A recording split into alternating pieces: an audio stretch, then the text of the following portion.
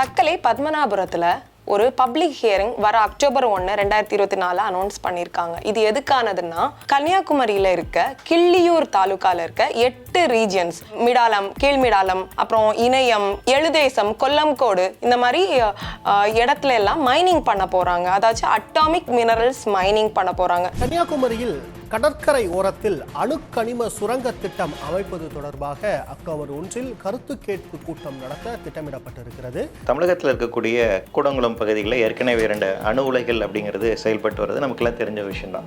So கூடுதலாக 4 அணு உலைகள் கட்டுவதற்கான திட்டமும் அங்கே இருக்குது. 2 அணு உலைகள் அப்படிங்கிறது கட்டுமானமாகி வருகின்றது. இந்த அணு உலைகளிலிருந்து வரக்கூடிய அணுக்கழிவுகளை அந்த பகுதியிலே சேமித்து வைப்பதற்கான அணுக்கழிவு மேலாண்மை திட்டமும் அந்த இடத்துல தான் நடைமுறைப்படுத்த போகிறாங்க.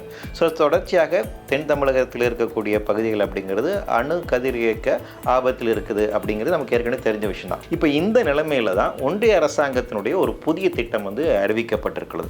இந்த புதிய திட்டம் ஏற்கனவே இருக்கக்கூடிய அணுக்கதிர் இயக்க பாதிப்புகளை இன்னும் அதிகரிக்கக்கூடும் அப்படிங்கிற ஒரு நிலையில தான் இந்த திட்டத்தை எதிர்ப்பதற்காக பூலை நண்பர்கள் சார்பாக நாம் ஒரு எதிர்ப்பு அறிக்கையை வெளியிட்டிருக்கோம். இந்த திட்டம் நடைமுறைப்படுத்தப்பட்டால் ஏற்கனவே இருக்கக்கூடிய அணுக்கழிவு பாதிப்பு, அணுக்கதிர் இயக்க பாதிப்பு அப்படிங்கிறது ஏற்கனவே இருக்கு. அதனோட அதிகமாக இந்த பாதிப்புகள் இன்னும் பன்மடங்கு அதிகரிக்கக்கூடும் அப்படிங்கிற வகையில தான் நம்ம எதிர்ப்பு தெரிவிக்கிறோம்.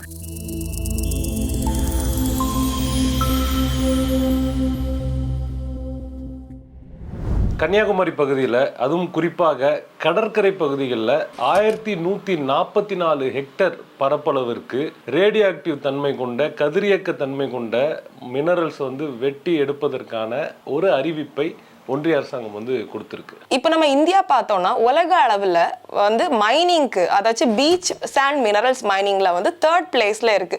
குறிப்பா நம்ம கன்னியாகுமரி, தமிழ்நாடு ரீஜியன்ல கன்னியாகுமரி தான் இந்த பீச் சாண்ட் மைனிங் அதிகமா நடந்துட்டு இருக்க இடம். கன்னியாகுமரி சார்ந்திருக்கக்கூடிய கடலோர பகுதிகள் அப்படிங்கிறது பார்த்தீங்கன்னா ஒரு இயற்கையாக ஒரு ரேர் எர்த் எலமெண்ட் அப்படிங்கிறது அதிகமாக இருக்கக்கூடிய ஒரு பகுதி. கனிமங்களை பொறுத்த வரைக்கும் நிறைய வகைகள் இருக்கு. நம்ம கிரானைட்ஸ் கேள்விப்பட்டிருப்போம். அந்த மாதிரி மினரல்ஸ் அது தனியாது. மணல் அப்படிங்கிறதுமே அதுமே ஒரு மினரல் தான். ஸோ அது மைனர் மினரல்ஸ் அப்படின்னு சொல்லுவாங்க. கிரானைட் போன்ற இந்த மாதிரி மேஜர் மினரல்ஸ் சொல்லுவாங்க. இவற்றை எல்லாம் தவிர்த்து இதோடு 3வது இன்னொரு கிளாசிஃபிகேஷன் இருக்கு, அதான் அட்டாமிக் மினரல்ஸ். ஸோ அணுக்கதிர் இயக்கத்தன்மை இருக்கக்கூடிய மினரல்ஸ் இவை நம்ம இந்திய கடலோர பகுதியில் அதிகமாக இருக்கு. தமிழகத்தை பொறுத்தவரையில் கன்னியாகுமரி பகுதியில் அதிகமாக இருக்கின்றது. இந்த மைனிங்கை பண்ண போற IREL, Indian rare earth limited பண்ண போறாங்க. அதாவது மினிஸ்ட்ரி ஆஃப் மைனிங்ல ஆல்ரெடி அப்ரூவல் வாங்கி இந்த IREL பண்ண போறாங்க. மோனசைட் அப்படின்ற ஒரு கனிமத்தை பூமிக்கடியிலிருந்து வெட்டி எடுக்க போறாங்க. இந்த மோனசைட் எடுத்த பிற்பாடு அதிலிருந்து யுரேனியமும் தோரியமும் பிரித்து எடுக்கப்படும். அதாவது யுரேனியம் தோரியம் எதுக்கு எடுக்கிறாங்கன்னா, இந்த யுரேனியம் தோரியம் தான் அணு உலைக்கும் அணு ஆயுதங்கள் தயாரிப்பதற்கும் தேவையான கனிமங்களாக இருக்கு. இந்த கனிமங்களை வெட்டி எடுப்பதற்கான வேலைகளை ஒன்றிய அரசாங்கம் கடந்த காலங்களில் செய்து கொண்டு வருகிறது. அந்த வகையில் தமிழகத்தில் இருக்கக்கூடிய மலவங்குறிச்சி சார்ந்திருக்கக்கூடிய பகுதியில் இந்த திட்டங்களை நடைமுறைப்படுத்தி வராங்க. ஸோ இந்த மணவாளக்குறிச்சியில் இருக்க யூனிட் பல வருஷமா தன்னோட ஃபுல் கெப்பாசிட்டிலேருந்து 40% கீழே தான் ஓடிட்டு இருக்கு. அதாவது 2010ல் இந்த மினரல் சாண்ட் மைனிங்கை பேன் பண்ணி அப்போ இருந்த கலெக்டர் ஒரு ஆர்டர் போட்டிருந்தாங்க. ஸோ அதுக்கப்புறம் அந்த ப்ராசஸ் ஸ்லோவாகவே தான் இருந்துச்சு. பட் இப்போ ரீசெண்டாக ஒன்றிய அரசு கன்ஃபர்மேஷன் கொடுத்து அதோட நெக்ஸ்ட் ப்ராசஸ், அதாவது பப்ளிக் ஹியரிங் லெவல்ல அது இருக்கு. அடிப்படையில் நாம் புரிந்து கொள்ள வேண்டிய விஷயம் என்ன அப்படின்னா, இயற்கையாகவே ரேடியேஷன் அப்படிங்கிறது இருக்கு. பேக்ரவுண்ட் ரேடியேஷன் அப்படின்னு நம்ம சொல்றோம். இந்த இயற்கையாக இருக்கக்கூடிய ரேடியேஷன் இயற்கையாக நிகழ்ந்து கொண்டு தான் அப்படிங்கிறது இருக்கு. அப்போ ஒரு பகுதியில் அது கம்மியாக இருக்கும், இன்னும் சில பகுதியில் அதிகமாக இருக்கும்.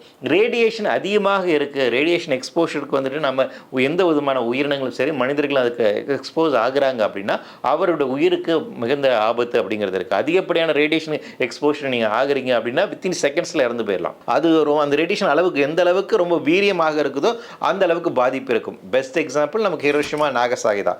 நேரடியாக அந்த குண்டு வெடிப்பில் இறந்த மக்களை விட ரேடியேஷன் காரணமாக இறந்து போனவர்கள் தான் அதிகமான பேர். அப்போ அந்த ரேடியேஷன் அப்படிங்கிறது, அந்த கதிர்வீச்சு அப்படிங்கிறது மக்களை கொல்லக்கூடிய ஒரு தன்மை இருக்கின்றது. அப்போ இயற்கையாக இருக்கக்கூடிய இந்த ரேடியேஷன் கொல்லக்கூடிய தன்மை இருக்குதான்னு கேட்டிங்கன்னா இருக்குது. ஆனால் அதுக்கு தொடர்ச்சியாக நீங்கள் அதுலேருந்து எக்ஸ்போஷர் ஆகணும். தொடர்ச்சியாக அந்த ரேடியேஷன் வந்துட்டு உங்கள் உடல் மேலே பட்டுக்கிட்டே இருந்துச்சுன்னா அதனோட எக்ஸ்போஷர் இருந்துச்சு அப்படின்னா உங்களுக்குமே அது வந்து பாதிப்பு உண்டாக்கக்கூடும். இது இயற்கையாக இருக்கக்கூடிய நிலைமை. ஸோ அந்த பகுதியில் பொறுத்த வரைக்கும் இயற்கையாக இந்த ரேடியேஷன் அளவு இருக்குது, அதனுடைய பாதிப்பு இருக்குது. இப்போ என்ன ஆகுதுன்னா புதிய திட்டங்கள் இந்த கனிமங்களை வெட்டி எடுப்பதன் மூலமாக இந்த ரேடியேஷன் அளவு இன்க்ரீஸ் ஆகுது. ஏன்னா பூமிக்கு கீழே இருக்கக்கூடிய இந்த கனிமங்களை வெட்டி எடுக்கிறீங்க, அப்போ அதனோட எக்ஸ்போஷர் இது இருக்கு இல்லைங்களா, அப்போ திறந்த வெளியில் வருது, அப்போ அதனோட எக்ஸ்போஷர் அதிகமாக இருக்குது, அப்போ அதிகமான ரேடியேஷன் லெவல் இன்க்ரீஸ் ஆவதற்கான ஆபத்து இருக்குது. அப்படியான பாதிப்புகளை தான் தொடர்ச்சியான அந்த பகுதி மக்கள் சந்தித்து கொண்டு வருகிறார்கள். அறிவிக்கப்பட்டிருக்கும் இந்த 1144 ஹெக்டர்ல 353 ஹெக்டர் வந்து பாதுகாக்கப்பட்ட இந்த கடற்கரை ஒழுங்கு மண்டலத்தால் சிஆர்ஜெட் ஜோனாக அறிவிக்கப்பட்ட பகுதியாகும். அப்போ இந்த கோஸ்டல்ல இருக்கக்கூடிய முக்கியமான சூழல் பகுதியும் இதனால பாதிப்புள்ளாகுது. ஒவ்வொரு ஆண்டும் 1.5 மில்லியன் டன் அளவுக்கான மோனோசைட் வந்து மினரல் வந்து இங்கேருந்து வெட்டி எடுக்க போகிறாங்க. அப்போ கடந்த காலங்களில் இப்படியான திட்டங்களை அனுமதிக்கின்ற போது இப்படியான அணுக்கதிர் சார்ந்து இருக்கக்கூடிய பிரச்சனை குறித்தான அவேர்னஸ் அந்த பகுதி மக்களுக்கு இல்லை. அதனால் கடந்த காலங்களில் இந்த மாதிரி திட்டங்களை வந்து அவங்க அனுமதிச்சிட்டாங்க. ஆனால் அதனுடைய பாதிப்பை இன்றைக்கி தான் உணர்ந்திருக்காங்க. இதுக்கு எதிரான கடுமையான போராட்டங்களை முன்னெடுத்து வருகிறார். தொடர்ச்சியாக அந்த பகுதியில் இந்த மாதிரி தாது மணலை எடுக்கக்கூடாது என்பதற்கான பல்வேறு விதமான வழக்குகளுமே பதிவு செய்யப்பட்டது. கடந்த காலங்களில் தனியாரிடம் வந்து அந்த மணல் அள்ளுவதற்கான உரிமை அப்படிங்கிறது வழங்கப்பட்டது. அதற்கு எதிராக சென்னை உயர்நீதிமன்றத்தில் வழக்கு தாக்கல் செய்யப்பட்டது. அதற்கு பின்பாக ஒன்றிய அரசாங்கம் ஒரு கொள்கை முடிவெடுத்து இன்னும் தனியாரிடம் இதை நாங்கள் கொடுப்பதில்லை, நாங்களே இதை செய்கிறோம் அப்படின்னு ஒரு முடிவெடுத்தாங்க. ஒரு வருஷத்துக்கு 1.5 மில்லியன் டன்னுனா 40 வருடங்களுக்கு இந்த மைனிங் வந்து நடக்க போகுது. அதாவது கிட்டத்தட்ட 60 மில்லியன் டன் அளவுக்கான radio active substance, radio active கனிமங்களை வந்து இந்த மைனிங் ப்ராசஸ்னால எடுப்பதற்கான அனுமதியை தான் ஒன்றிய அரசு வந்து இப்போ கோரியிருக்கு. அப்போ இந்த யுரேனியம், தோரியம் ஆகியவற்றை இந்த மோனோசைட்லேருந்து பிரித்து எடுக்கும் அந்த ப்ராசஸ் அப்படின்றது நிச்சயமாக ரேடியோ ஆக்டிவ் கதிரியக்க பாதிப்பு உண்டாக்கும் ஒரு ப்ராசஸாக தான் இருக்கும். மணவாளக்குறிச்சி ரீஜன்ல ஒரு வாட்டி நம்ம போனோம்னா அங்க இருக்க மக்கள்ல பலர் வந்து கேன்சர், விமன் வந்து ஸ்டில் பர்த் கொடுக்கறது, இந்த மாதிரி பல தீவிரமான நோய்கள் வந்து அடிக்கிட்டே போற அளவுக்கு அந்த ஏரியா மக்கள் வந்து நல்லா சஃபர் ஆயிட்டு இருக்காங்க. அதாவது less than 10% கெப்பாசிட்டிலேயே இந்த அளவுக்கு அங்க இருக்க மக்களுக்கு அது இம்பாக்ட் இருக்குன்னா ஒரு 100% கெப்பாசிட்டியில அந்த பிளான்ட் ஓடுறப்போ அங்க இருக்க எந்த அளவுக்கு ஒரு பெரிய இஷ்யூவா இருக்கும். ஸோ இந்த திட்டத்தை பூலை நண்பர்கள் எதிர்ப்பதற்கான அடிப்படையான காரணம் என்ன? நான் முன்பே குறிப்பிட்டது போல ஏற்கனவே அந்த பகுதி அப்படிங்கிறது இயற்கையாக ரேடியேஷன் அதிகமாக இருக்கக்கூடிய ஒரு பகுதி. ஏற்கனவே இயற்கையாக இருக்கக்கூடிய ரேடியேஷன் அதிகமாக இருக்கும்போது இந்த பரப்பளவில் நீங்கள் அதிகப்படியான இந்த தாது மணலையும் இந்த கனிமங்களையும் வெட்டி எடுப்பதன் மூலமாக அந்த ரேடியேஷனோட பாதிப்பு இன்னும் அதிகரிப்பதற்கான வாய்ப்பு அப்படிங்கிறது இருக்கு. சரி, இது குறித்தான ஆய்வுகள் எதுவும் அவர்கள் மேற்கொண்டிருக்கிறார்களா? இதில் கதிர்வீச்சு பாதிப்பு இருக்காது அப்படிங்கிறதுனா அந்த என்விரான்மென்ட் இம்பாக்ட் அசஸ்மெண்ட் ஸ்டடியில் வந்து என்ன சொல்றாங்கன்னா, இயற்கையாக இருக்கக்கூடிய ரேடியேஷன் இந்த பகுதியில் அதிகமாக இருக்குது. எந்த அளவுக்கு அதிகமாக இருக்குது அப்படின்னு வந்து பார்த்தீங்கன்னா 1லேருந்து 4 மில்லி செல்வன்ட் அளவு அதிகமாக இருக்குது. இந்த ரேடியேஷனை வந்து அளப்பதற்கான இருக்கக்கூடிய அளவீடு அப்படிங்கிறது அதுதான். இது வந்து பார்த்தீங்கன்னா சராசரியாக ஒரு மனிதன், ஒரு ஆரோக்கியமான ஒரு மனிதன் வந்துட்டு பார்த்தீங்கன்னா வருடத்திற்கு 0.01 மில்லி செல்வன்ட் அளவுக்கு தான் எக்ஸ்போஷர் ஆகலாம். எந்த ஒரு அணு உலையிலிருந்து சுற்றுவட்டார பகுதியில் இந்த அளவுக்கு தான் லிமிட்டேஷன்ஸ் இருக்குது அப்படிங்கிறது இந்திய அணுசக்தி துறை வந்து நிர்ணயிச்சிருக்காங்க. ஆனால் இங்கே அது நிர்ணயிக்கப்பட்ட அளவை விட இயற்கை ரேடியேஷன் ஏற்கனவே அதிகமாக இருக்கு. இப்படி இது வெட்டி எடுக்கின்ற போது அப்போ இந்த ரேடியேஷன் அளவுக்கு எந்த அளவுக்கு இன்க்ரீஸ் ஆகும் என்பதற்கான எந்த விதமான டேட்டாஸும் இம்பாக்ட் அசஸ்மென்ட்ல இல்ல. ஆனா அது என்ன சொல்றாங்கன்னா, வெட்டி எடுத்ததுக்கு அப்புறம் அந்த இடத்துல ரேடியேஷன் இருக்காது, அப்புறமா குறைஞ்சிரும் அப்படிங்கிற வாதத்தை முன்வைக்கிறாங்க. எவ்வளவு ஒரு அபத்தமான வாதத்தை வந்து அணுசக்தி துறை முன்வைக்குது அப்படிங்கிறது நம்ம இன்னொரு இம்பாக்ட் சொல்லலாம். அப்போ இந்த கனிமங்களை வெட்டி எடுக்கின்ற போது அந்த during the process of operation இருக்குங்களா, அந்த ஆப்ரேஷன் டைம் அது செய்கின்ற அந்த ஒரு வேலை காலகட்டத்தில் இந்த கனிமங்களை வெட்டி எடுப்பதன் மூலமாக எந்த அளவுக்கு ரேடியேஷன் வெளியேறும், எந்த அளவுக்கு அணுக்கதிர்க்க தன்மை இருக்கும், அது எவ்வளவு சுற்று வட்டாரத்துக்கு பரவக்கூடும் என்பதற்கான எந்த விதமான ஆய்வும் இல்லை. தமிழ்நாட்டை பொறுத்த வரைக்கும் கூடங்குளம் போராட்டம் என்பது ரொம்ப முக்கியமான ஒரு சுற்றுச்சூழல் போராட்டம். அதுதான் mother of all environmental protest in Tamil Nadu அப்படின்னு சொல்லலாம். அப்போ ஆரம்ப காலத்திலிருந்து கூடங்குளம் அணு உலையை எதிர்த்து மக்கள் வந்து போராடி வருகிறார்கள். இப்போதும் அந்த போராட்டம் தொடர்கிறது. இந்த யூனிட் 5-6 வந்து கொண்டு வரக்கூடாது அப்படின்னு சொல்லி இங்கே இருக்கக்கூடிய அத்தனை அரசியல் கட்சிகளும் வந்து ஒரு நிலைப்பாடு எடுத்திருக்கிறார்கள். அப்போ அணுக்கழிவு மையம் கொண்டு வரும் அந்த விஷயத்தையும் வந்து மக்கள் எதிர்க்கிறார்கள். ஏற்கனவே அந்த மக்களுடைய விருப்பம் இல்லாமல் அணு உலையை வந்து அங்கே கொண்டு வந்துட்டாங்க. ஆனால் அதையும் அது பத்தாதுன்னு சொல்லி மேலும் மேலும் அவர்களுக்கு எதிரான அந்த பகுதியோட சூழலையும் அந்த மக்களுடைய ஹெல்த்து, அவங்களுடைய உயிருக்கு பாதுகாப்பு இல்லாத ஒரு ப்ராஜெக்டை வந்து அந்த இடத்துல வந்து ஒன்றிய அரசாங்கம் கொண்டு வருது அப்படின்றது ஒரு முழுக்க ஒரு கண்டிக்கத்தக்க ஒரு விஷயம். ஸோ இந்த திட்டத்திற்கான நிலத்தை வந்து பயன்படுத்துவதற்கான அனுமதி அப்படிங்கிறது தமிழக அரசாங்கம் ஏற்கனவே வழங்கியிருக்காங்க. 28/6/2022 இதற்கான அனுமதி அப்படிங்கிறது வழங்கப்பட்டுள்ளது. அடுத்து இதற்கு சுற்றுச்சூழல் அனுமதி அப்படிங்கிறது வாங்கப்பட வேண்டும். இது கடலோரம் சார்ந்து இருக்கக்கூடிய ஒரு பகுதியாக இருக்கிறதுனால சிஆர்எஸ்எட் நோட்டிஃபிகேஷன் அப்படிங்கிறது கடலோர ஒழுங்கு மண்டலம் அப்படிங்கிற அந்த சட்டத்தின் கீழாகவும் இவருக்கான அனுமதி அப்படிங்கிறது வாங்கப்பட வேண்டும். ஸோ அதற்கான ப்ராசஸ் தான் இனிஷியேட் பண்ணியிருக்காங்க. பொல்யூஷன் கண்ட்ரோல் போர்டோட கிளியரன்ஸும் இதுக்கு வந்து வாங்கணும். ஸோ இந்த அனுமதிகள்லாம் வாங்கணும். இந்த அனுமதியெல்லாம் கிடைச்சிச்சுன்னா இந்த திட்டம் அப்படிங்கிறது நடைமுறைக்கு வரும். கன்னியாகுமரி பகுதியில் ஏற்கனவே தனியார் கம்பெனிகளால் நடத்தப்பட்ட கனிம வள கொள்ளையின் காரணமாக 50க்கும் மேற்பட்ட கிராமங்கள் வந்து பாதிக்கப்பட்டிருக்கு. அங்கே அந்த பகுதியில் இருக்கக்கூடிய 75 மீனவர் கிராமங்களில் 50க்கும் மேற்பட்ட கிராமங்கள் கனிம வள கொள்ளையின் காரணமாக அந்த பகுதியில் வந்து பெரிய ஒரு பாதிப்பை வந்து சந்திச்சிருக்கு. அந்த பகுதியில் பார்த்தீங்கன்னா மக்களுக்கு வந்து ஏற்கனவே உடல் உபாதைகள் அப்படின்றது அதிகரித்து காணப்படும் ஒரு சூழல் இருக்குது. அதுவும் குறிப்பாக அந்த பகுதியில் இருக்கக்கூடிய மக்களுக்கு கிட்னி பிரச்சனை, கேன்சர் பேஷண்ட்ஸ் அதிகமாக இருக்காங்க. அதே நேரம் நுரையீரல் பிரச்சனை, ஸ்கின் டிசீஸ், குழந்தைகளுக்கு அந்த மூளை வளர்ச்சி பாதிக்கக்கூடிய அந்த சூழல் இதெல்லாம் வந்து அதிகமாக இருக்குது அந்த பகுதிகளில்.